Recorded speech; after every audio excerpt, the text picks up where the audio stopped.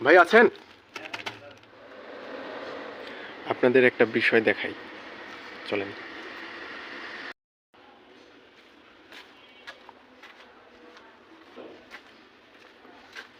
ভাই আছেন?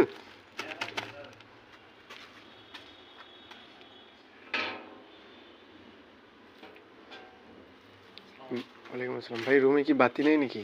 না, বাকি আছে। এটা কি বড়টা নাকি? 45 টাকায় নিছে। ও আচ্ছা আচ্ছা, তাহলে ঠিক আছে। তাহলে ওইটাই।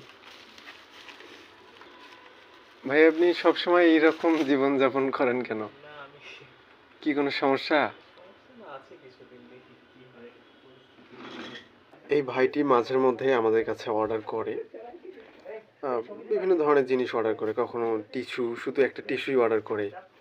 আবার হচ্ছে দেখা যাচ্ছে যে বিভিন্ন সময় ফোন দিয়ে বলে যে ভাই আমার তরকারি আছে, একটু ভাত পাঠান, 2-1 প্লেট ভাত পাঠান। তো আবার অনেক সময় ওনার ফোন নষ্ট হয়ে যায়, আমাদেরকে বলে যে ভাই একটু একটু মেরামত করে নিয়ে এসে দেন, আমরা ওটা করি। কখনো আবার ফোন দিয়ে বলে যে ভাই আমাকে একটু লোড দিয়ে দেন বা আমার বিকাশে 200-300 টাকা দিয়ে দেন। তো এই ধরনের নানান আবদার বা অর্ডার উনি করে, আমরা অধিকাংশ সময় চেষ্টা করি ওনার পাশে থাকার। কিন্তু অদ্ভুত ব্যাপার হচ্ছে প্রতিদিনই ওনার রুমে অন্ধকার থাকে, এরকম প্রতিদিনই। যখনই যাই অন্ধকার থাকে এবং হচ্ছে উনি জানালা দিয়ে পার্সেল রিসিভ করে। হ্যাঁ দিয়ে দিচ্ছি। মানে আপনি কি পার্টির লোক নাকি? তাহলে ওনাকে একটু মজা করে বললাম যে আপনি কি ছাত্রলীগ বা এই টাইপের কোনো সংগঠনের জড়িত কিনা, আর যে লুকিয়ে আছেন এরকম কিনা। কিন্তু উনি আসলে বলেন, ক্লিয়ারলি বলেন যে না, এবং তিনি বিষয়টা আবার এড়িয়ে যান। আচ্ছা তাহলে কত পাচ্ছেন? আমি 400 টাকা পাচ্ছি তাহলে।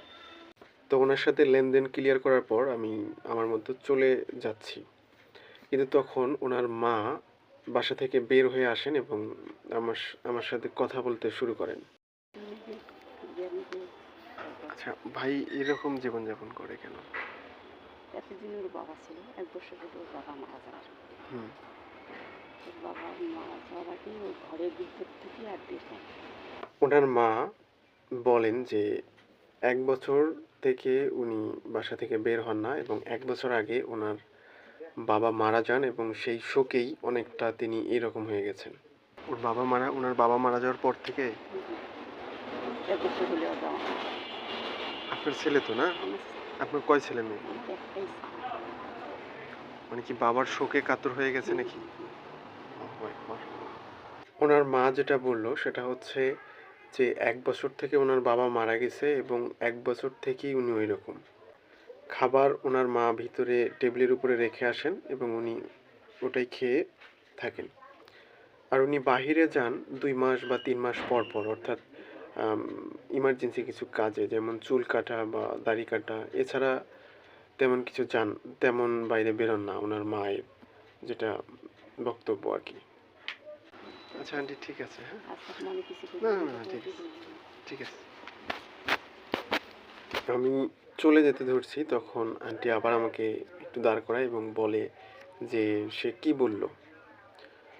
তো আমি বললাম যে সে বলল যে ভাই আমার জন্য দোয়া করবেন যাতে আমি তাড়াতাড়ি স্বাভাবিক জীবনে ফিরতে পারি। তখন আন্টি বলে যে